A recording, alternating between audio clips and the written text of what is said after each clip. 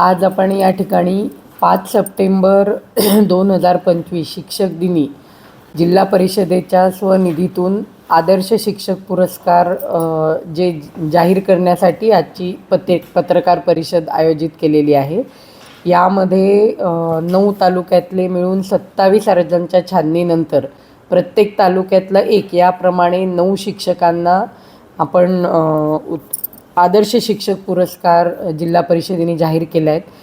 ते गणपतीची सुट्टी झाल्यानंतर कार्यक्रमाचं आयोजन करून प्रत्यक्ष प्रदान केले जातील।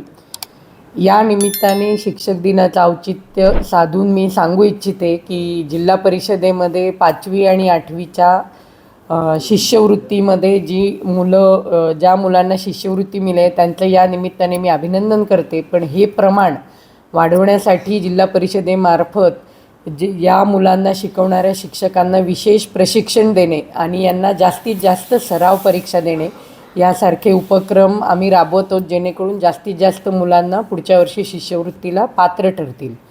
त्याचप्रमाणे महाराष्ट्र शासनाने 5 मार्च 2025ला एक शासन निर्णय काढून निपुण महाराष्ट्र असा कार्यक्रम जाहीर केला, ज्यामध्ये विद्यार्थ्यांची भाषा विषयाची जाण आणि गणित, विज्ञान आणि समाजशास्त्र या 4 विषयातली जी न्यूनतम ॲबिलिटी आहे, पात्रता आहे, ती चेक करून ती वाढवण्यासाठीचा कार्यक्रम हाती घेतलेला आहे। या योगे NCERTचा जो सर्वे झाला त्यामध्ये रत्नागिरी जिल्हा हा 8व्या क्रमांकावर आहे।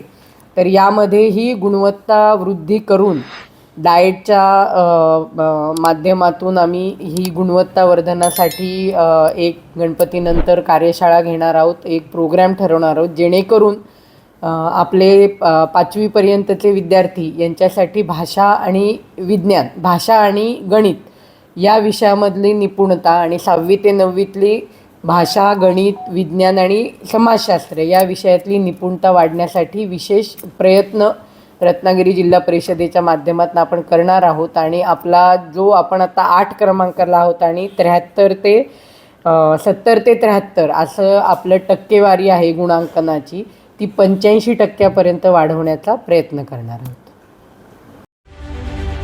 रत्नागिरी 24 न्यूज चॅनलला आताच सबस्क्राइब करा आणि शेअर करायला विसरू नका।